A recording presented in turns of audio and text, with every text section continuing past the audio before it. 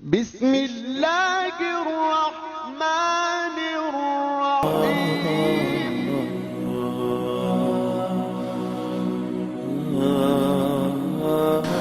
تحریک جو بنی بہت ہی حساس اور نازک موقع پر بنی، عالمی صورتحال کے تناظر میں بھی اور ملکی صورتحال کے تناظر میں بھی۔ ملکی صورتحال میں ضیاء الحق نے ایک ڈنڈورا پیٹا ہوا تھا کہ ملک کے اندر نظام اسلامی نافذ کرنا چاہتا ہے ضیاء الحق، بعض سیاسی جماعتوں کی مدد سے۔ اس جماعت اسلامی پیش تھی، جماعت اسلامی اور کچھ دیگر سیاسی جماعتیں جو آج اور رنگ میں ہیں، یہ سب ضیاء الحق کے دست و بازو تھے اور نظام مصطفیٰ کے لیے وجد میں آئے ہوئے تھے، خواہ بریلوی ہوں، دیوبندی ہوں، اہل حدیث ہوں، یہ سب کے سب ضیاء الحق کے ساتھ تھے، اٹیچ تھے، اور بہت ایک عجیب دمال انہوں نے ڈالی ہوئی تھی اور بنگڑا ڈالا ہوا تھا کہ ملک میں اسلامی نظام نافذ ہو رہا، اور ہو بھی گیا اسلامی نظام۔ ضیاء الحق روز ایک آرڈیننس جاری کر دیتا اور نماز واجب قرار دیتا تھا۔ وہ اللہ نے کب سے واجب قرار دی، کوئی نہیں پڑھتا تھا، ضیاء الحق نے نماز واجب قرار دی کہ نماز واجب ہے، سب نے نماز پڑھنا شروع کی، شیعوں نے بھی شروع کر دی، سنیوں نے بھی شروع کر دی، جن کو نہیں آتی تھی انہوں نے بھی شروع کر دی نماز پڑھنا، سیکھی نہیں، پڑھنا شروع کر دی انہوں نے۔ ہوٹلوں میں نماز ہو رہی ہے، پارکوں میں نماز ہو رہی ہے، سڑکوں پہ نماز ہو رہی ہے، ہر طرف۔ اندرونی ملک کی حالات کے لحاظ سے ضیاء الحق کا زمانہ تھا۔ ضیاء الحق آیا تھا ایک خاص پلاننگ کے تحت آیا تھا، یہ زیرک شخص تھا، بہت مکار انسان تھا، بہت ہی مکار انسان تھا، اور خاص طریقے سے فوج میں بھی اس نے ترقی کی اور فوج کے ذریعے سے پھر سیاست میں آیا اور سیاست میں بھی بڑے اہم رول اس نے ادا کیا۔ عجیب مکارانہ اور پرفریب کردار اس نے ادا کیا۔ باہر کے ملک میں خاص فضا تھی اور نظام مصطفیٰ ہر طرف چرچا تھا، نظام مصطفیٰ نافذ ہو رہا ہے پاکستان میں، اور بیرونی اسلامی دنیا بھی سعودی عرب اور دیگر ممالک بھرپور طریقے سے امداد کر رہے تھے۔ ہر طرف پوسٹر نصب ہوتے تھے سزاؤں کے کہ یہ کام کیا تو یہ سزائیں ملیں گی، کسی جگہ سر قلم کرتے کہ پوسٹر لگے ہوتے تھے، کسی جگہ کوڑے مارنے کے پوسٹر لگے ہوتے تھے، کئی لوگوں کو کوڑے مارتے تھے سر عام۔ یہ جتنے گراؤنڈ ہیں ان گراؤنڈز میں جمع کرتے لوگوں کو، اور ہزاروں لاکھوں لوگ جمع ہوتے اور ان کے سامنے کوڑے مارتے لوگوں کو، جو کوئی بھی جرائم میں پکڑے جاتے ان کی سزا کوڑے ہوتے۔ شرعی عدالتیں قائم ہو گئیں، اور واضح طور پر مذہبی جماعتوں نے اور ضیاء الحق نے مل کر یہ اعلان کیا کہ نظام مصطفیٰ کا محور فقہ حنفیہ ہوگی، پاکستانی تلفظ کے مطابق فقہ حنفیہ۔ اب ممکن ہے میں فقہ کہوں تو سمجھ ہی نہ آئے کہ کیا نافذ کرنا، جب تک غلط نہ کہا جائے تلفظ غلط گو لوگوں کو سمجھ نہیں آتی۔ فقہ حنفیہ نافذ کرنے کا، یعنی سنی فقہ جو 4 فقہ ہیں ان کی بڑی، ان میں سے فقہ حنفیہ کو انہوں نے محور قرار دیا کہ یہ فقہ نافذ ہوگی پاکستان کے آئین اور قانون کے طور پر۔ خب اس میں شیعہ کو تشویش ہوئی کہ اگر یہ فقہ نافذ ہوتی ہے پاکستان میں تو ظاہر ہے یہ ایک خاص فرقے کی فقہ ہے، اور اس سے دوسرے فرقے سارے متاثر ہوں گے، محروم ہو جائیں گے اپنے حقوق سے، لہٰذا کچھ یہ ظاہری پس منظر میں بیان کر رہا ہوں، باقی جو پیچھے کیا تھا، اس کہانی کیا تھی، محرکات کیا تھے، عوامل کیا تھے، وہ اور چیز ہے۔ جو ظاہر منظر پہ جو بتایا گیا، سامنے نمایاں کیا گیا، وہ یہ تھا کہ تشویش ہوئی باہر کے، اس تشویش نے علماء کو بھی اور زعماء کو بھی، کہ اس زمانے میں پاکستان میں علماء کے ہاتھ میں قیادت نہیں تھی، یہ ذہن میں رہے، زعماء ہوتے تھے، شیعہ زعماء ہوتے تھے۔ شیعہ زعماء کی اصطلاح یہ تھی کہ کلین شیو لوگ ہوتے تھے، یا اگر شیو نہیں کرتے تھے تو زیرو مشین پھرواتے تھے یہ لوگ، یہ زعماء کہلاتے تھے۔ کراکلی ٹوپیاں پہنتے تھے اور حکومت سے، انتظامیہ سے ان کی گٹھ جوڑ ہوتا تھا، وابستہ، اصل حکومت کے نمائندے ہوتے تھے، یہ حکومت کے نمائندے شیعہ قوم میں ہوتے تھے، یہ زعماء قوم کہلاتے تھے، اور قائدین کا کردار یہ ادا کرتے تھے۔ جہاں پر بھی کوئی شیعہ حقوق کی بات ہوتی تو یہ لوگ پیش ہوتے تھے۔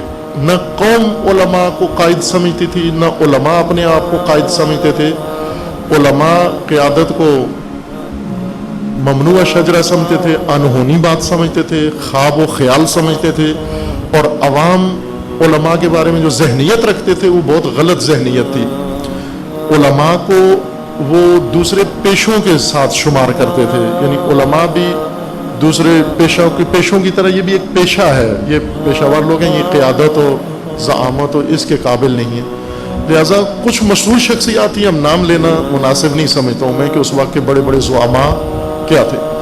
کچھ زعماء اس تحریک میں شامل تھے بنانے میں، اور کچھ علماء بار کے اس وقت متوجہ ہوئے، اور انہوں نے مل کر ابتدائی میٹنگیں کچھ شاید لاہور میں ہوئیں، ان میں اب ہمیں دقیق علم نہیں ہے، عرض کیا کوئی مستند تاریخ بھی نہیں ہے تاکہ حوالوں کے ساتھ آدمی بات کرے کہ کتنی میٹنگ ہوئی، کہ اس میں شرکاء کون کون تھے اور اس کا ایجنڈا کیا تھا اور اس میں تصویب کیا ہوا، یہ آج تک کسی نے کوئی تاریخ تدوین نہیں کی۔ بہت بڑا قوم کے لحاظ سے بہت بڑا گیپ ہے یہ، ایک قوم کا مدون تاریخ نہ رکھنا یہ بہت بڑا نقصان ہے ہمارا شیعہ قوم کا، کہ اس کے پاس تاریخ اپنی موجود نہیں ہے۔ آج ہم نئی نسل کو بتانا چاہیں کچھ، کوئی حوالہ کوئی سند نہیں ہے کہ یہ کام جو ہوئے کس تاریخ کو کن لوگوں نے کیا فیصلے کیے، کیا ان کے درد تھے، کیا ان کے مسائل تھے، کیا وہ کرنا چاہیے ان کو، کچھ لوگوں کو جو ہے اس زمانے کے جن کے پاس مستندات ہیں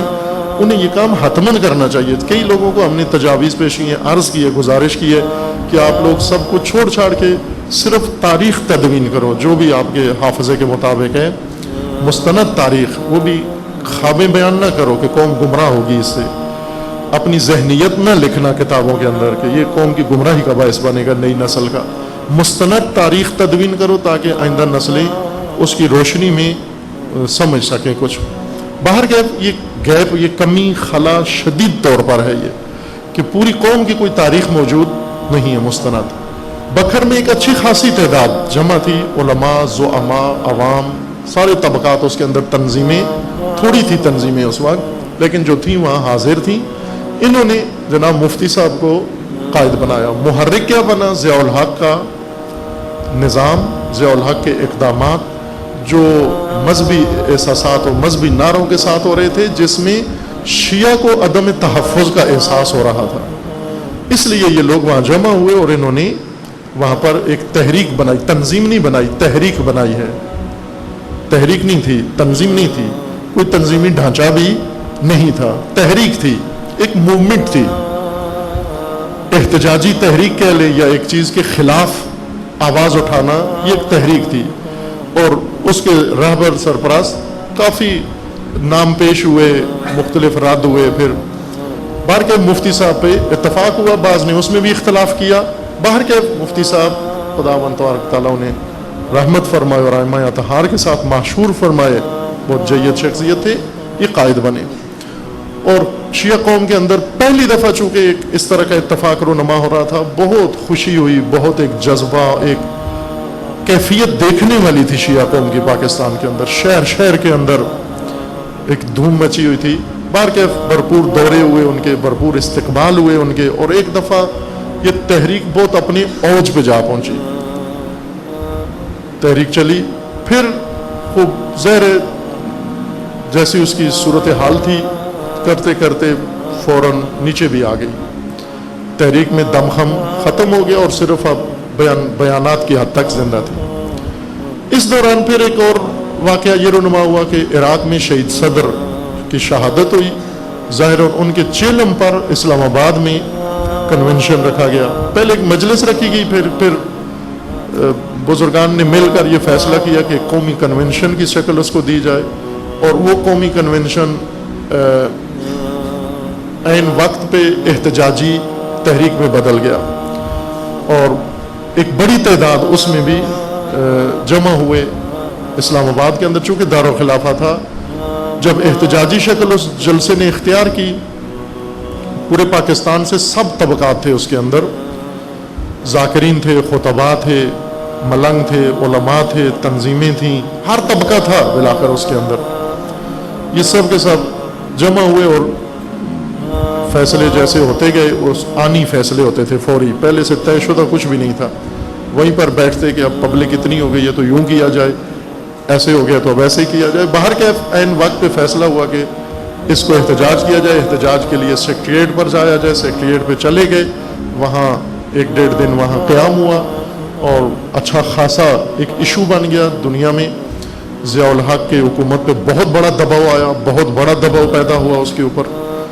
کچھ اس کے شیعہ مشاورین تھے, کچھ بیچ میں رابط لوگ تھے, انہوں نے پہلے دباؤ کی کوشش کی, فوج آ گئی, محاصرہ ہوا. باہر کے ماحول ایک اس قسم کا تھا کہ تصادم, شدید تصادم کا خطرہ تھا, اور تصادم ہوتا تو بہت کچھ خون خرابہ ہونے کا احتمال تھا. ایک اس میں گیس کے شیل سے, گیس کے اس کیپسول سے جو پولیس نے کیا تھا, ایک شخصیت شہید ہوئے, محمد حسین شاد, جو تحریک نفاذ فکر جعفریہ کے پہلے شہید کہلاتے ہیں. یہ اسلام آباد کنونشن میں یہ شہید ہوئے تھے. جب جلوس نکلا تھا اسی وقت شہید ہو گئے تھے. پولیس نے گولی نہیں ماری ان کو, گیس پھینکی تھی, اس گیس کو ان کو سر پہ لگ گئی, اس سے بر وقت شاید مدد نہیں پہنچی, شہید ہو گئے. جنگ کے علاقے کے یا اس علاقے کے تھے. خوب, یہ جو کنونشن ہوا اس نے ظاہری طور پر بہت مثبت اس کے نتائج نکلے. حکومت دباؤ میں آئی, یا جیسے کہا جاتا ہے عموماً کہ حکومت نے گھٹنے ٹیک دیے, گھٹنے ٹیکنے پہ مجبور ہو گئی, واقعاً گھٹنے ٹیک دیے اس نے. اور شیعہ وفد ان سے ملے اور مطالبات پوچھے. مطالبات میں مطالبہ یہ تھا کہ تحریک یہ جو نفاذ فقہ حنفیہ ہے, خوب یہ نہیں ہونا چاہیے. ایک فرقے کی فقہ سارے فرقوں پر نافذ نہیں ہونی چاہیے. شیعہ کے حقوق کا تحفظ ہونا چاہیے. اور شیعوں نے باقاعدہ اپنے حقوق لکھ کر دیے, جو چند ایک ان میں سے تصویب ہو گئے. ایک باقاعدہ میڈیا میں, ٹی وی اخبار میں شیعہ فقہ کی اذان کا وقت اناؤنس کریں. اس وقت سے ابھی اخبار قانوناً مجبور ہیں, جو اخبار نہیں لکھتا, قومی اخبار یعنی روزنامہ, تو آپ کیس کر سکتے ہیں. یہ معلوم ہونا چاہیے شیعوں کو. اگر کوئی ڈیلی اخبار, روزنامہ, وہ اوقات سحر و افطار یا اوقات نماز یا غروب و طلوع لکھتا ہے اور ساتھ فقہ جعفریہ کے اوقات نہیں لکھتا, قانون کی نگاہ سے مجرم ہے. اس پر کیس کیا جا سکتا ہے, چونکہ قانون نے ان کو مجبور کیا ہوا ہے کہ یہ لکھیں. وہ یہ قانون ہوا. ایک دینیات کا مسئلہ چھیڑا گیا, جو پہلے سے بھی تھا, وہاں بھی اٹھایا گیا. لیکن جو بڑی تبدیلیاں آئیں وہ یہ تھیں. لیکن جو بہت بڑی انقلابی کامیابی شیعوں کو نصیب ہوئی, بہت مارکہ تولانا بنی, وہ در حقیقت زکوٰۃ کی معافی تھی. چونکہ ضیاء الحق نے بینکوں میں آرڈیننس کے ذریعے سے کہا تھا, بینک میں جس کے پیسے ہیں رمضان میں ان کی زکوٰۃ سالانہ کاٹی جائے گی, 2.5% ان کا کاٹ لیا جائے گا مثلا. خب شیعوں نے احتجاج کر کے اور قبول کروا لیا کہ شیعہ اس زکوٰۃ سے مستثنا ہے, اور باقاعدہ آرڈیننس ہو گیا کہ شیعہ مستثنا ہے, اور آج تک مستثنا ہے. یعنی آج بھی بینک زکوٰۃ کاٹتے ہیں. اس ماہ رمضان میں بھی کاٹی گئی ہے. پہلا ہفتہ بینکوں کا زکوٰۃ کاٹنے کا ہوتا ہے, اور ایک دن پورا شاید چھٹی بھی کرتے ہیں زکوٰۃ کی کٹوتی کے لیے, اور سب کی کاٹتے ہیں سوائے شیعوں کے. البتہ شیعہ وہ جو فارم بھرتے ہیں ساتھ کہ میں شیعہ ہوں, اور جن کی زکوٰۃ نہیں کاٹی جاتی ان میں ایک بہت بڑی تعداد غیر شیعوں کی ہے, جنہوں نے فارم بھرے ہوئے ہیں کہ ہم شیعہ ہیں. جلوس شیعوں نے نکالا اور زکوٰۃ دوسروں نے معاف کرا لی. خوب بہت سیکولر لوگ ہیں, بے لا مذہب بے دین لوگ ہیں, زکوٰۃ کے قائل ہی نہیں ہیں, وہ نہیں دینا چاہتے زکوٰۃ, تو انہوں نے اپنے آپ کو شیعہ شو کیا ہوا ہے کہ ہم شیعہ ہیں, لہذا ہماری زکوٰۃ. اور ظاہر ہے وہ بلینز کے لحاظ سے ان کے اکاؤنٹس ہیں, اور ان کی زکوٰۃ جب نہیں کٹتی تو انہیں ملینز کا فائدہ ہوتا ہے. بار کہ اب یہ کام ہوا. کہنا کیا چاہتا ہوں آپ کی خدمت میں, عرض یہ کرنا چاہتا ہوں کہ یہ کنونشن شیعوں کا اوج تھا. اس کنونشن کے بعد پھر دوبارہ شیعوں میں سکوت طاری ہو گیا, اور عرصہ تک یہ سکوت رہا. مرحوم مفتی صاحب 1983 میں بارگاہ الہی میں جا پہنچے, وفات ہو گئی ان کی. 1 سال پورا گزرا جس میں شیعہ قوم کا کوئی بھی رہبر نہیں تھا بلا تکلیفی. 1984 تک. 1984 میں راولپنڈی میں, چونکہ اس دوران بہت سارے گروپ فعالیت کر رہے تھے قیادت کے لیے, مختلف شہروں میں, مختلف علاقوں میں, کچھ اپنے دورے کر رہے تھے. راولپنڈی میں ایک اجلاس ہوا, جس میں انہوں نے یہ قیادت کا مسئلہ طے کرنا تھا. اس اجلاس میں کئی نام پیش ہوئے کہ راولپنڈی کی طرف سے یہ نام ہیں جو پیش کیے جائیں گے قیادت کے لیے. بہرکیف کچھ معروف شخصیات نے وہ نام ریجیکٹ کر کے جناب موسوی صاحب کا، حامد علی موسوی صاحب کا نام پیش کیا کہ یہ سب سے موزوں قائد ہیں، رہنما ہیں. یہ نام جس شخصیت نے پیش کیا وہ سید ساجد علی نقوی صاحب نے یہ نام پیش کیا تھا. دوسرا نام ریجیکٹ کر کے انہوں نے یہ نام پیش کیا تھا کہ یہ سب سے موزوں آدمی ہے قیادت کے لیے. باقاعدہ طور پر یہ رسمی کارروائی. لیکن اس اجلاس میں یہ انہوں نے نہیں کہا تھا کہ یہ قوم کے قائد ہوں گے. انہوں نے یہ کہا تھا کہ قوم کی قیادت کے لیے راولپنڈی کی طرف سے یہ مجوزہ نام ہے. اگر سپریم کونسل نے ان کو بنا لیا تو یہ قائد ہو جائیں گے، ہماری طرف سے یہ قائد ہیں بارکیف. لیکن وہاں کچھ لوگ ایسے تھے جنہوں نے اسی کو فیصلہ قرار دے کے دوسرے دن اخباروں میں دے دیا کہ راولپنڈی کے اجلاس میں حامد علی موسوی صاحب قائد بن گئے. آگے بات گئی نہیں سپریم کونسل یا مجوزہ. بعد میں سارے بہت سٹ پٹائے جی ہماری یہ مراد نہیں تھی، لیکن اس وقت کہتے ہیں پانی سار سے گزر چکا تھا. تو ایک قیادت اس طرح سے شیعہ قوم کے اندر وجود میں آ گئی. اب اس پہ بہت لے دے شروع ہو گئی، جھگڑے شروع ہو گئے، باتیں لے دے، گروپ بننا شروع ہو گئے، کوئی حامی کوئی مخالف. اس وقت جو علماء تھے تحریک نفاذ فقہ جعفریہ کے بزرگ علماء، انہیں اس وقت خیال آیا کہ بہت دیر کی ہے، انہوں نے سستی کی ہے، لہٰذا یہاں سے ان کی کوششیں بہت تیز ہو گئی. اور دوبارہ انہوں نے بکر میں پھر اجلاس بنایا اور اس اجلاس میں یہی پھر ہوا کہ کون قائد ہو کون قائد نہ ہو. کئی نام پیش ہوئے اور آخرکار شہید کا نام پیش کیا گیا اور شہید کے نام پر اتفاق ہو گیا، شہید کو قائد بنا لیا گیا. یہاں سے شہید کا دور شروع ہوتا ہے 1984 سے.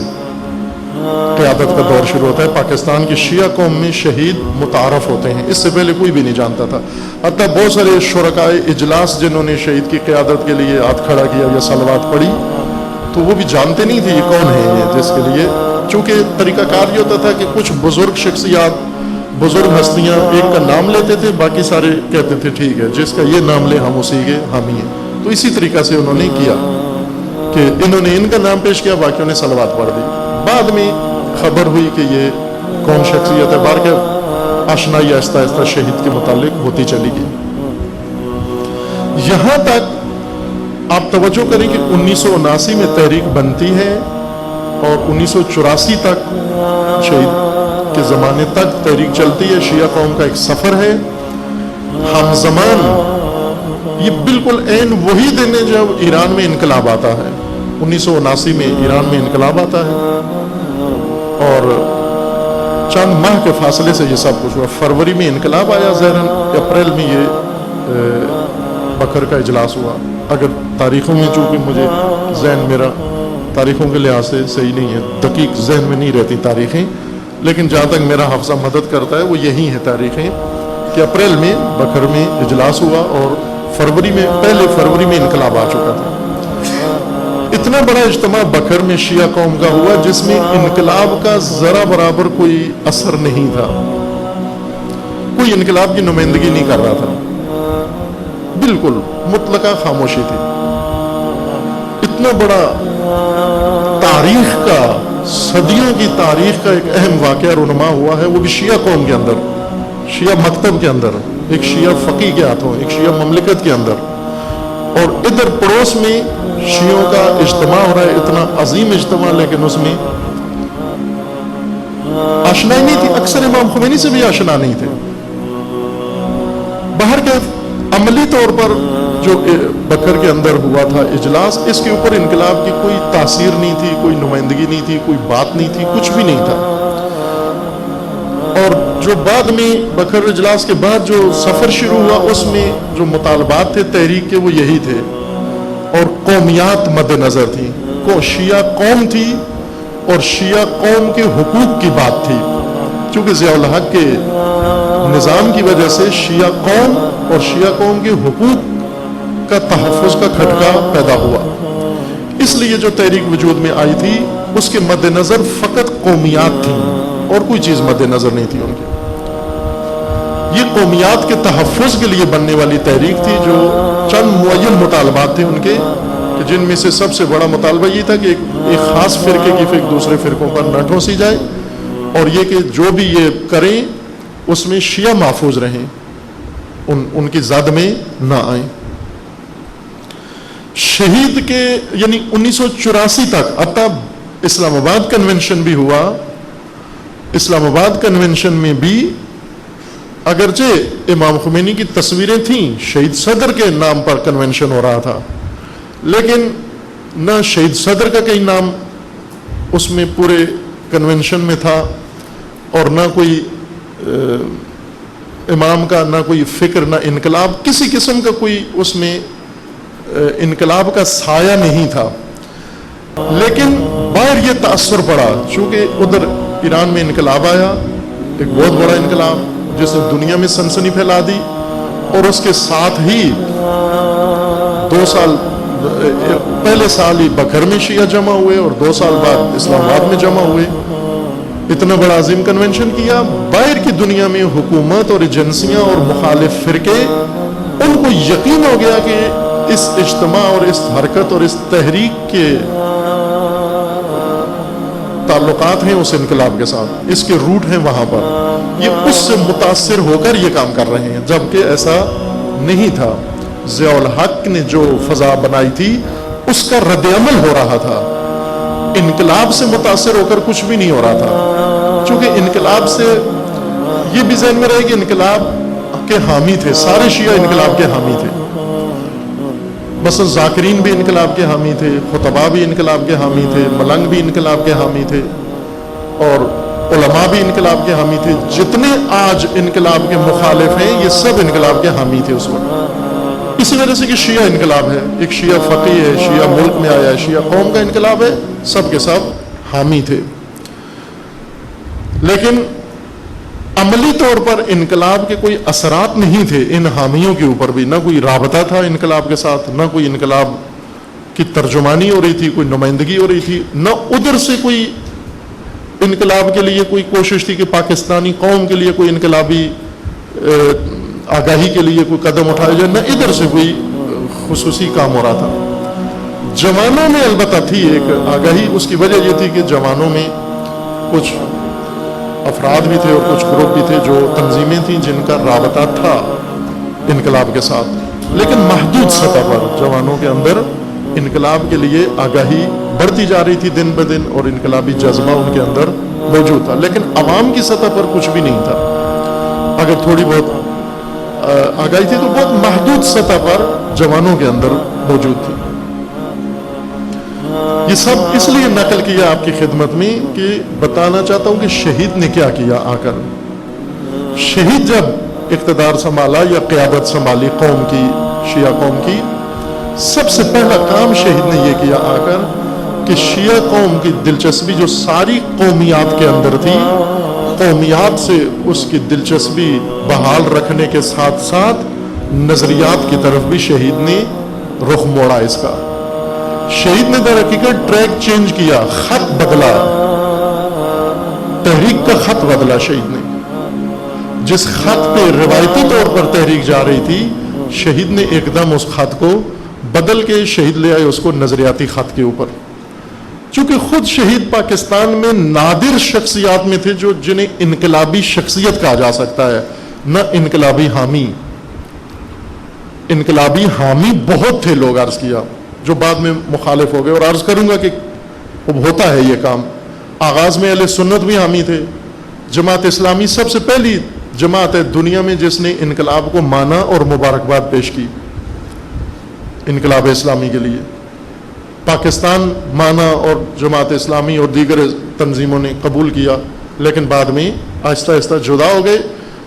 ان کے میاں طفیل یا وہ کیا ہیں ان کے دوسرے پروفیسر غفور کا ذہناً آرٹیکل ہے، انہوں نے لکھا ہے کہ ہم یہ سمجھے تھے کہ یہ انقلاب اسلامی ہے، پھر کچھ عرصے بعد ہماری غلط فہمی دور ہوئی اور ہمیں پتہ چلا کہ یہ انقلاب شیعی ہے، اور پھر ہمیں پتہ چلا کہ نہ، یہ انقلاب ایرانی ہے۔ یہ پروفیسر غفور جماعت اسلامی کا جو تھنک ٹینک ہے، اس کا آرٹیکل آج بھی ہے جو ان کے باقاعدہ میگزین میں چھپا ہے رسمی طور پر، اور کئی دفعہ ری پرنٹ ہو چکا ہے، کہ انقلاب سے انہوں نے کہا کہ ہم یہ سمجھے تھے یہ انقلاب اسلامی ہے، بعد میں ہمیں غلط فہمی دور ہوئی، پتہ چلا کہ یہ انقلاب شیعہ ہے، اور بعد میں یہ بھی کلیئر ہو گیا کہ نہ شیعہ بھی نہیں ہے بلکہ ایرانی انقلاب ہے یہ۔ اس کے بعد سے انہوں نے اس کو ایرانی انقلاب کہہ کے چھوڑ دیا۔ البتہ یہ تبدیلی جو ان کے اندر آئی تو یوں نہیں تھا کہ انہوں نے خود جا کے دیکھا کہ یہ انقلاب اسلامی نہیں ہے بلکہ شیعہ ہے، بلکہ شیعہ بھی نہیں بلکہ ایرانی ہے۔ یہ باقاعدہ انقلاب کے خلاف ہونے والی کوششوں کا ایک حصہ تھا۔ انقلاب اسلامی کو شیعی کہہ کر سنیوں کو کاٹا گیا، اور انقلاب کو ایرانی کہہ کر سارے جہان اسلام کو، شیعہ و سنی و باقی طبقات کو دور کرنے کے لیے یہ ایک انقلاب دشمن طاقتوں کی باقاعدہ کامیاب تبلیغ کا نتیجہ ہے کہ انہوں نے پاکستان کی حد تک، کم از کم یا عرب ملکوں کی حد تک باور کرا دیا لوگوں کو، اور اس طرح آہستہ آہستہ شیعوں کو بھی دور کر دیا اور سنیوں کو بھی دور کر دیا، اور سنی طبقات کو۔ اس بیچ میں غفلتیں بہت ہوئی ہیں، میں یہ عرض کروں بہت غفلتیں ہوئی ہیں کہ یہ بہت خود ایک دردناک پہلو ہے، کسی الگ وقت میں اس کو بیان کرنے کی ضرورت ہے کہ اس دوران انقلاب کے صدور جو امام کا اصلی نعرہ تھا کہ انقلاب کو ہم پوری دنیا میں صادر کرنا چاہتے ہیں، امام کے اس ہدف کے بارے میں بعض مسئولین انقلاب و بعض جو ذمہ داران تھے انہوں نے بہت زیادہ غفلتیں برتی ہیں، مجرمانہ حد تک غفلت برتی ہے، جس سے آج بھی انقلاب کو نقصان پہنچ رہا ہے۔ اور یہ جو کامیابی ہوئی ہے دشمنان انقلاب کو یہ باور کرانے میں کہ انقلاب اسلامی نہیں، شیعی بھی نہیں بلکہ ایرانی ہے، یہ اس وجہ سے تبلیغ کامیاب ہوئی کہ وہ غافل رہے اس بابت کہ اپنے انقلاب کو باہر کی دنیا میں اس طرح سے متعارف کرا سکیں جس طرح حق بنتا ہے۔ نہیں کیا یہ کام، یعنی کمیونسٹوں جتنا بھی نہیں کیا۔ کمیونسٹوں نے روس میں انقلاب لائے اور پوری دنیا میں انقلاب متعارف کروایا، اپنا پوری دنیا میں متعارف کروایا، پورے 5 براعظموں میں کمیونسٹوں نے اپنا انقلاب متعارف کروایا اور صادر کیا، باقاعدہ ایکسپورٹ کیا اپنا انقلاب باہر کی دنیا کے اندر۔ لیکن انقلاب اسلامی کے بعد ایسے لوگ برسر اقتدار آئے، میں ایک صاف واضح نام لے لوں، مثلا ان میں شہید بہشتی، وہ اس وقت کے ایک بہت ذمہ دار انسان تھے، وہ یہ چاہتے تھے کہ انقلاب صادر ہو، محمد منتظری چاہتے تھے انقلاب صادر ہو، اور اس طرح کے بہت سارے لوگ تھے۔ شہید منتظری یہ جو معروف شخصیت ہے، ان کے بیٹے جو ان کے ساتھ شہید ہوئے، آغا رفسنجانی مخالف لوگوں میں سے تھے، وہ کہتے تھے نہ، امام کو بھی کہتے تھے کہ آپ انقلاب کے صدور کی بات نہ کریں، یورپ ہمارا مخالف ہو جائے گا، عرب لوگ ہمارے مخالف ہو جائیں گے، ہمارا بائیکاٹ کر دیں گے، ہمارے ساتھ تجارت نہیں کریں گے، ہم سے ڈر جائیں گے، یہ ان کے دلائل ہوتے تھے۔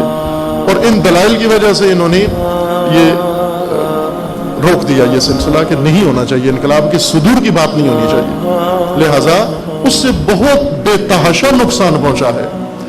آج انہی میں سے جو دنیا کے اسلامی دنیا کے اندر ایک بیداری پیدا ہوئی ہے، اور اس کو جو کہہ رہے ہیں انقلاب اسلامی کا نتیجہ ہے، یہ واقعاً یہ لوگ جو بعض اس طرح کی بات کرتے ہیں انہیں آج شرم آنی چاہیے۔ انہیں رہبر نے فرمایا بھی تھا کہ مجھے بہت پہلے توقع تھی کہ مصری لوگ بیدار ہوں گے، بہت سالہ پہلے توقع تھی، لیکن نہیں ہوئے۔ کیوں نہیں ہوئے؟ کچھ وجوہات مصر میں تھی، کچھ وجوہات ادھر تھی، کچھ سے ادھر لوگوں نے بند باندھا ہوا تھا کہ یہ کام ہم نے نہیں کرنا۔ یہ موضوع الگ ہے، میں نے ضمناً عرض کیا ہے۔ پاکستان کے اندر انقلاب سے لا تعلقی پورے انقلاب اسلامی کے ابتدائی 5 سال میں مکمل لا تعلقی تھی۔ قومی سطح کی بات کر رہا ہوں، انفرادی طور پر تھا، ایک آدھ علماء یا بعض جوان اپنے طور پر یا کچھ تنظیمیں یہ تھیں مربوط، لیکن ظاہر ہے وہ عوامی نہیں اس کے اندر بن سکا ماحول۔ شہید نے آ کر پہلی دفعہ قوم کا ٹریک بدلا کہ قومیات جو اس کا قبلہ بنے ہوئے تھے، قومیات، جس طرح آج میں یہ سب گفتگو اس لیے کر رہا ہوں کہ آج خط شہید سے فاصلہ کتنا بڑھ گیا ہے۔ شہید نے کیا کیا، کیا کارنامہ کیا، ایک ٹرین چلتی ہوئی کہیں جاتی ہے، اس کو کہیں رخ موڑا، اور آج پھر ہم قومیات کی طرف رخ کر بیٹھے ہیں، نظریات کو بالکل ترک کر کے۔ شہید نے قومیات سے رخ موڑ کر نظریات کے اوپر لے آئے، چونکہ شہید نادر شخصیات میں تھے جو انقلابی تھے، باقی انقلاب کے حامی تھے، یہاں سے اشارہ کروں، میں نے پہلے بھی کئی گفتگو میں اشارہ کیا ہے، اور آگاہی ہونی چاہیے. جیسے مسلمانوں کی کئی قسمیں، قرآن نے مسلمانوں کی قسمیں بیان کی ہیں. کون سے مسلمان؟ فتح مکہ سے پہلے کے مسلمان، فتح مکہ کے بعد کے مسلمان، ہجرت کرنے والے مسلمان، ہجرت نہ کرنے والے مسلمان. یہ قرآن نے گروہ بیان کیے ہیں اور کہا ہے کہ یہ ایک جیسے نہیں ہیں.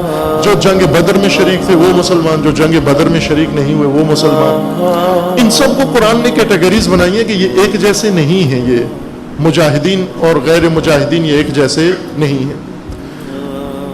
مسلمانوں کی اقسام میں سے ایک وہ مسلمان ہیں جو خوب انہوں نے دیکھا، اسلام نظر آیا، ان کو قبول کر لیا، سمجھ کے قبول کیا، پیغام اسلام کو سمجھ کے قبول کیا، حقانیت اسلام کو درک کیا انہوں نے.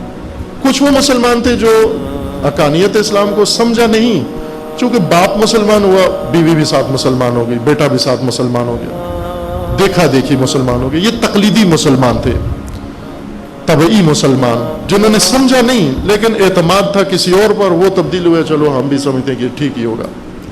ایک یہ طبقہ تھا.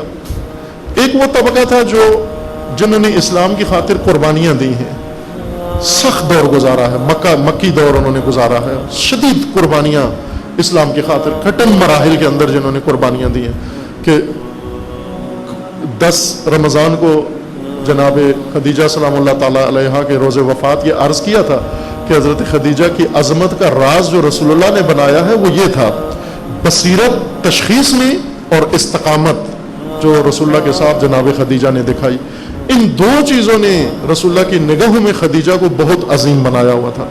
ایک بصیرت جناب خدیجہ اور ایک استقامت جناب خدیجہ.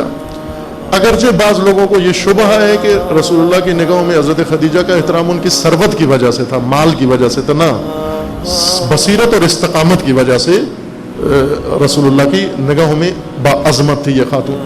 خب اسی طرح کے باقی بھی مسلمان تھے جنہوں نے مکی دور میں رسول اللہ کا بھرپور ساتھ دیا، پھر ہجرت بھی کی.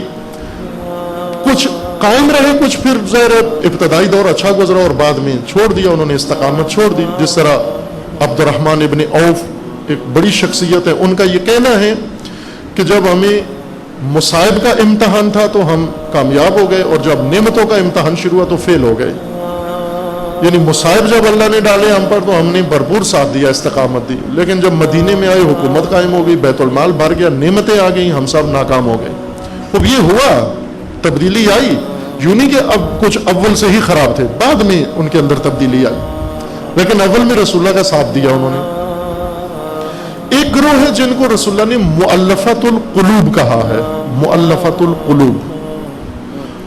یہ طبقہ فقہ کے اندر اس کی بحث بھی ہے کتاب زکوٰۃ میں، کہ زکوٰۃ کے مصارف میں سے جہاں زکوٰۃ خرچ کی جاتی ہے وہ ایک مؤلفۃ القلوب لوگ ہیں. کون سے لوگ؟ جو اسلام کو قبول نہیں کرتے، مانتے نہیں ہیں، دشمنی ہے، ان کے اوپر پیسہ خرچ کیا جائے تاکہ دشمنی ختم کریں اور اسلام کے قریب ہوں.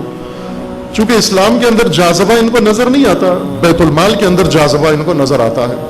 بیت المال کی کشش زیادہ اثر انداز ہوتی ہے بجائے اسلام کے. اس وقت انقلابیوں میں بھی ایک بڑی تعداد مؤلفۃ القلوب انقلابی ہیں.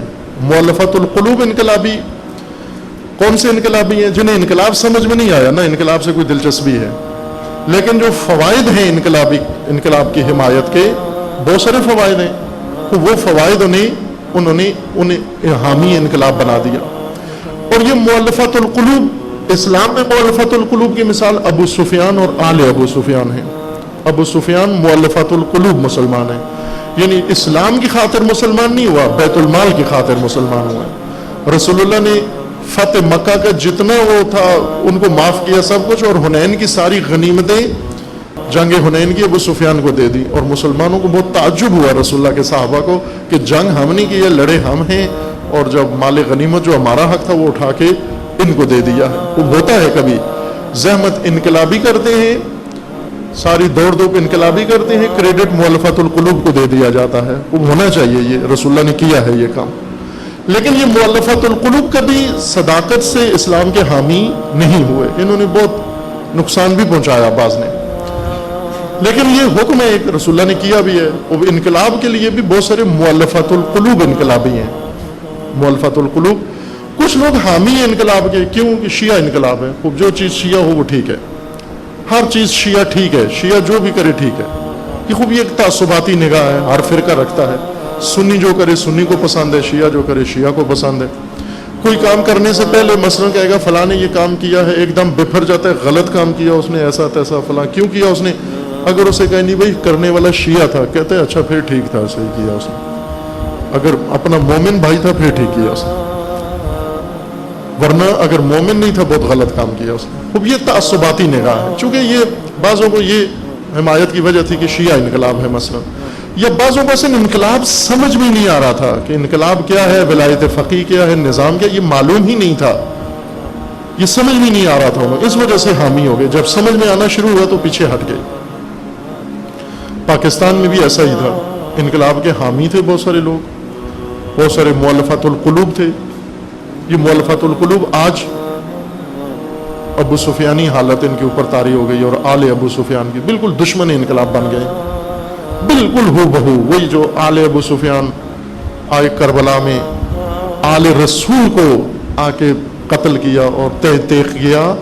یہی حالت آج جذبات بعض مؤلفات القلوب انقلابیوں کے ہیں پاکستان کے اندر، کہ وہ تحقیق کرنا چاہتے ہیں انقلاب کو اور نظام کو اور رہبری اور ولایت فقیہ اور ہر چیز کو مسلنا چاہتے ہیں، برداشت نہیں کر سکتے بالکل. چونکہ مؤلفات القلوب کی عادت ہو جاتی ہے کہ آتی رہے درآمد، بلکہ بڑھتی رہے سالانہ، جب وہ کم ہو جاتی ہے تو مخالف ہو جاتے ہیں. انقلابی ہونا الگ معیار ہے. انقلابی ہونا یعنی انسان کی سوچ انقلابی ہو، فکر انقلابی ہو، عقیدہ انقلابی ہو، ایمان انقلابی ہو. انقلاب کو اپنے ایمان کا انسان ایسا سمجھتا ہو، اسے دین سمجھتا ہو اپنا، اور انقلابی معیاروں پر انسان سوچتا ہو، اس کو انقلابی کہتے ہیں. شہید اور نادر انسانوں میں سے تھے جنہیں انقلابی کہا جا سکتا ہے، نہ حامی انقلاب، واقعی انقلابی تھے، اور مؤلفات القلوب میں سے بھی نہیں تھے. توجہ کریں آپ، شہید مؤلفات القلوب لوگوں میں سے نہیں تھے. جتنی مدت قیادت کی ہے 1 روپیہ بھی انہیں شاید ایران سے نہیں وصول ہوا، 1 روپیہ بھی. مؤلفات القلوب نہیں تھے شہید، بالکل. اس بات کا ہمیں آگاہی ہے، معلوم ہے کہ جو قرآن و سنت بہت بڑی کانفرنس ہوئی لاہور کے اندر، اس میں پورے ملک میں ہر فرد شیعہ نے اس میں، یعنی جو منسلک تھے شہید سے وابستہ تھے، باقی تو نہیں آئے، کچھ مخالف تھے، علماء بھی بہت بڑی تعداد مخالف تھے، لیکن جو حامی تھے بالآخر انہوں نے پیسے بھی دیے، شرکت بھی کی. 100% عوامی حمایت سے وہ سب کچھ کانفرنس منعقد ہوئی. اور بعد میں جیسا ہم نے سنا، چونکہ اس وقت قم میں تھے ہم، یہاں نہیں تھے، لیکن رابطہ تھا، پتہ تھا اندرونی حالات کا، بتایا گیا کہ وہ جو قومی چندہ ہوا تھا کچھ لاکھ، جس سے یہ کانفرنس، عظیم کانفرنس منعقد ہوئی، اس میں 70,000 روپے بچ بھی گیا تھا، یعنی بچا بھی لیا تھا انہوں نے 70,000 روپے قومی فنڈ کا، جو بعد میں دیگر اسی طرح کے کاموں میں خرچ ہوا تھا. تو آپ توجہ کریں کہ اتنے عظیم کام شہید نے کیے، اور وہ سب اپنی قوم کی مدد سے کیے تھے، کہیں سے باہر سے، یعنی انقلاب سے یا ایران سے کچھ اماؤنٹ شہید کو نہیں آتا تھا. لیکن لگتا یہ تھا کہ شہید کی زبان ایسے چلتی تھی، لگتا یہ تھا کہ یہ تو ایران کے علاوہ بات ہی نہیں کرتے، انقلاب کے علاوہ بات ہی نہیں کرتے. جنگ کی پوری خبریں سنتے، پورے واقعات سنتے، پھر آ کر اپنی تقاریر کے اندر ان کو بیان کرتے، تجزیہ کرتے، تحلیل کرتے، بتاتے سب کو کہ کیا ہو رہا ہے، اس طرح سے جیسے ان کو مثلا پاکستان سے کوئی دلچسپی نہیں ہے. شہید کے اوپر یہی تہمت بھی لگی کہ یہ جو کہتے ہیں کہ شیعہ پاکستان میں ایک افواہ چلی ہے اور اس سے شیعہ بہت متاثر ہوئے ہیں، خصوصاً بعض تنظیمی لوگ، اور اپنی صفائی پیش کرنے کے لیے انہوں نے اصول بھی حتی بعض ترک کر دیے ہیں اپنے. یہ شہید کے زمانے سے یہ شروع ہوا تھا، یعنی یہ راہ شہید نے شروع کی تھی. یعنی انقلاب سے اتنی شدید وابستگی شہید کی ہو گئی تھی، وہ تھی کہ کہنے لگے کہ یہ پاکستان سے زیادہ ایران کے حامی ہیں، پاکستان سے زیادہ ایران کے، کیونکہ پاکستانیت مشکوک ہو گئی. البتہ یہ فضا بنائی گئی ہے، ہوئی نہیں. کبھی بھی شیعوں کی وابستگی، شیعوں کی پاکستانیت، شیعوں کی حب الوطنی مشکوک نہیں ہوئی، کبھی بھی نہیں ہوئی، ہرگز نہیں ہوئی. لیکن کچھ لوگوں نے انقلاب سے دور کرنے کے لیے یہ جعلی پروپیگنڈا کیا کہ ایجنسیوں کے نزدیک شیعوں کی پاکستان کے ساتھ حب الوطنی مشکوک ہو گئی ہے کہ ابھی بعضوں نے اس کو صاف کرنا چاہا، یہ نعرے بدل دیے اپنے اور شعار بدل دیے اور دفاع وطن دفاع وطن دفاع پاکستان دفاع پاکستان. اب آپ پتہ چل گیا دفاع پاکستان میں سے اندر سے نکل کے کیا سامنے آیا، کون لوگ دفاع پاکستان ہیں، کس قسم کی شکلیں ہیں، کیا پیچھے کیا کہانی ہے. ان چیزوں پہ توجہ رہے نا. ہمیں کوئی ضرورت نہیں ہے کہ پاکستان کے توڑنے والے، پاکستان کو لوٹنے والے، پاکستان کے غداروں کو، امریکہ کے غلاموں کو ہم اپنی حب الوطنی جا کر ثابت کریں. جی ہمارا امتحان لو. غداروں کو جا، پرویز مشرف جیسے غدار کو ہم ثابت کریں کہ ہم حب الوطنی رکھتے ہیں پاکستان سے. یہ کیا کوئی انصاف کی بات ہے، عقل کی بات ہے؟ کتنی حماقت ہے. ایک قوم کو ننگا کرنے والی بات ہے، ایک قوم کی حقارت کی بات ہے کہ ہم غداروں کو شیعہ قوم آ کر یہ ثابت کرنا شروع کر دے کہ ہم محب وطن پاکستانی ہیں. وہ پاکستانیوں کی محب وطنی کسی سے ڈکی چھپی نہیں ہے اور ہمیں کسی غدار کو ثبوت دینے کی ضرورت نہیں ہے. یہ خود غدار لوگ ہیں، ملک کے ساتھ دشمن ہیں. لیکن یہ جو شائبہ پیدا ہوا، یہ پروپیگنڈا ہوا، یہ پہلی دفعہ یہ نفسیاتی جنگ شہید کے خلاف شروع ہوئی. یہ نفسیاتی جنگ ہے، توجہ کریں. نفسیاتی جنگ، اعصابی جنگ جس کو کہتے ہیں، اس میں پروپیگنڈے ہوتے ہیں. جی ایجنسیاں آپ کے بارے میں یہ سوچ رہی ہیں، ایجنسیاں یوں کر رہی ہیں، فلاں یوں سوچ رہا ہے. یہ اعصابی جنگ ہوتی ہے. اور جو قوم اعصابی جنگ ہار جائے وہ ہر جگہ ہار جاتی ہے. یہ طے ہے، مسلم ہے. ایران اور انقلاب کی برتری یہ ہے کہ ایران، آپ دیکھیں سخت ترین حالات میں بھی اعصابی جنگ نہیں ہارتا. ایران کبھی بھی نہیں ہارتا. ساری دنیا مل کر ایران کے خلاف اعصابی جنگ لڑ رہی ہے لیکن ہارتا نہیں ہے. وہ ڈٹا ہوا ہے پھر بھی ان کے سامنے، پرواہ نہیں کرتا ان کی. ہمیں بھی ایسا ہونا چاہیے. شیعہ قوم کے خلاف جو اعصابی جنگ شروع ہوتی ہے اس کا یہ حصہ ہے کہ چونکہ انقلاب کی حمایت کرتے ہیں بس پاکستان کے ساتھ ان کی حب الوطنی مشکوک ہے. عجیب. انڈیا کے ساتھ دوستی، اس سے حب الوطنی مشکوک نہیں ہوتی. امریکہ کے ساتھ تعلقات سے حب الوطنی مشکوک نہیں ہوتی. اسرائیل کے ساتھ تعلقات سے حب الوطنی مشکوک نہیں ہوتی. اور جو پاکستان کے ساتھ فراڈ کریں، دھوکہ کریں، مثلا یہ جو ابھی اسکینڈل بنے ہوئے ہیں پاکستان کے خلاف، یہ سب ان سے دہشت گرد گروپ بنانے سے حب الوطنی مشکوک نہیں ہوتی. یہ جو ابھی دفاع پاکستان کونسل ہے اس کی حب الوطنی مشکوک نہیں ہے. جتنی دہشت گرد گروپ ہیں ان کے سرپرست اور استاد ہیں یہ سارے دفاع پاکستان کونسل میں، ان میں سے کسی کی حب الوطنی مشکوک نہیں ہے. جنہوں نے لشکر جنگوی جیسا خونخوار گروپ بنایا ہے، سپاہی صحابہ جیسی دہشت گرد تنظیم بنائی ہے، شیعہ قوم کو قتل کرنے والے اور پاکستان کے قتل کرنے والے، فوج کے خلاف حملے کرنے والے، سب کچھ پاکستان کا ملیہ میٹ کرنے والے، ان میں سے کسی کی حب الوطنی مشکوک نہیں ہے. کیوں کہ دفاع پاکستان کونسل ان کا نام ہے. اور شیعہ قوم کی حب الوطنی مشکوک ہے. یہ اعصابی جنگ ہے عزیز من. لیڈرشپ ہار پہنانے کے لیے نہیں ہوتی، لیڈرشپ استقبال کروانے کے لیے نہیں ہوتی، لیڈرشپ فقط دعوتیں کھانے کے لیے نہیں ہوتی. لیڈرشپ ہوتی ہے محاذ جنگ پر اعصابی جنگ میں استقامت دکھانے کے لیے، اپنی قوم کو محفوظ اور حوصلہ بلند رکھنے کے لیے. ابھی دیکھیں رہبر معظم جب بہت زیادہ جنگ اوج پہ جا پہنچتی ہے، ایران پر حملے کی ڈیٹ جب اناؤنس ہوتی ہے، اسی وقت رہبر آ کر تقریر کرتے ہیں. کیا کہتے ہیں کہ یہ شیب ابی طالب نہیں ہے، یہ خیبر کا زمانہ ہے. خوب سب کچھ اعصابی جنگ ڈھیر ہو جاتی ہے، ان کی دھری کی دھری رہ جاتی ہے. رہبر اس کو کہتے ہیں، لیڈر اس کو کہتے ہیں کہ اعصابی جنگ میں ایسا حملہ کرے کہ دشمن کے اعصاب توڑ دے، ان کی استقامت کو نابود کر دے. خوب ہم کیوں شک کرنے لگے اپنی حب الوطنی میں؟ ہم کیوں شک کرنے لگے اپنی دینی اس میں؟ یا ہم کیوں شک کرنے لگے اپنے وحدت و اتحاد کے پرچار کرنے والوں میں سے ہیں ہم؟ ہمیں کسی قسم کی چیز میں کوئی شک نہیں ہونا چاہیے. ہر چیز پر یقین و محکم اور مستحکم ہو کر چلیں. غداروں کے سامنے کوئی صفائی پیش کرنے کی ضرورت نہیں.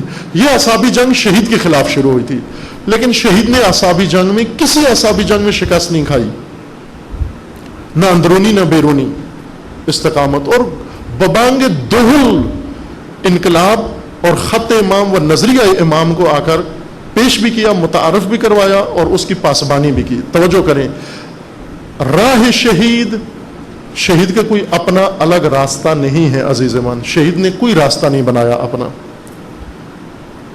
شہید کا راستہ امام خمینی کا راستہ ہے. شہید کا راستہ وہی ہے جو خط امام کہلاتا ہے. آپ کتابیں شہید کی، خطبات شہید کے، یہ جوانوں کے دروس موجود ہیں جو شہید دیتے تھے، ان سب میں اپنا خط پیش کیا ہے شہید نے. شہید کے منابع میں سے میں پہلے بھی عرض کر چکا ہوں کہ شہید جو جن منابع، دین شناسی کے جو منابع تھے شہید کے، جن سے مطالعہ کرتے تھے، شہید مطہری کی کتابیں اور شہید دستغیب کی کتابیں، یہ دو بڑے منبع تھے شہید حسینی کی معرفت کے یا دین شناسی کے. اور پوری جرأت و دلیری کے ساتھ آ کے نام لے کے کہتے تھے شہید مطہری یہ فرماتے ہیں، شہید دستغیب یہ فرماتے ہیں.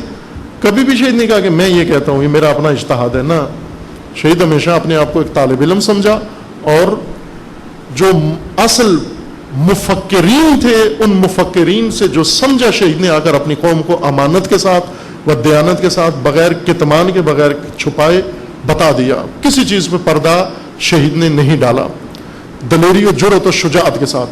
اس بات پر شہید کو اندرونی طور پر بھی بہت مشکلات سامنا کرنا پڑا. روانی جنگ و اعصابی جنگ اندر سے شہید کے خلاف شروع ہوئی. حتیٰ وہ لوگ جنہوں نے شہید کو قیادت میں انتخاب کیا تھا وہ بھی اسی بات پر کہ یہ تو اور نکلا، ہم کچھ اور سمجھے تھے. وہ یہ سمجھے تھے کہ بارڈر پہ رہنے والا آدمی ہے، اردو بھی نہیں آتی ہے، تقریر بھی نہیں کر سکتا، پاکستان سے آشنا بھی نہیں ہے، اور بات بھی نہیں کرتا، جھجک بھی ہے اور تکلفاتی بھی ہے. آپ بولیں، آپ بسم اللہ. شہید کی یہ عادت تھی، وہ اٹھتے تھے تو پہلے کہتے تھے بسم اللہ آپ.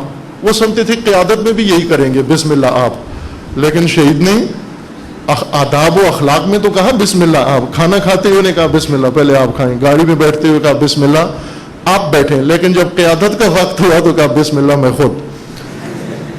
نہ بسم اللہ آپ، کہا میں خود کرنی ہے یہ قیادت. جب نظریے کی بات آئی تو کہا بسم اللہ امام خمینی، بسم اللہ انقلاب.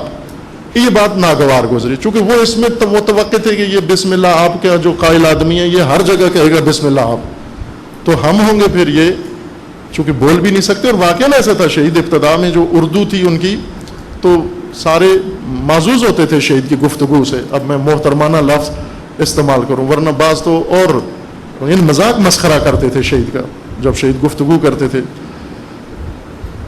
باہر کیف یہ ماحول تھا. شہید نے آ کر جو کارنامہ انجام دیا عزیزمان، وہ امام کا خط پاکستانی قوم کو متوجہ کرایا. وہ خط جو 5 سال ہو چکے تھے، آپ وجود میں آ چکا تھا 5-6 سال، لیکن پاکستان میں غیر متعارف تھا. محبت تھی اس کے ساتھ، آگاہی نہیں تھی.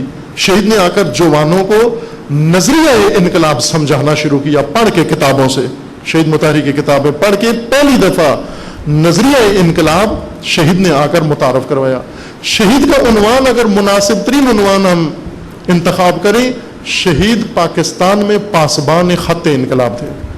جس طرح حضرت زہرا پاسبان خط رسول تھی، امیر المومنین پاسبان خط رسول تھے. اور اسی پاسبانی کی سزا بہت ملتی ہے، سب کو ملی. جو بھی پاسبان خط اسلام ہوگا اس کو سزا ضرور ملے گی اس کو. اور یہ ملی سزا سر کو، شہید کو بھی ملی، زندگی بھی ملی اور شہادت کی صورت میں بھی یہ سزا اسی چیز کی دی گئی کہ پاسبان خط انقلاب ہے.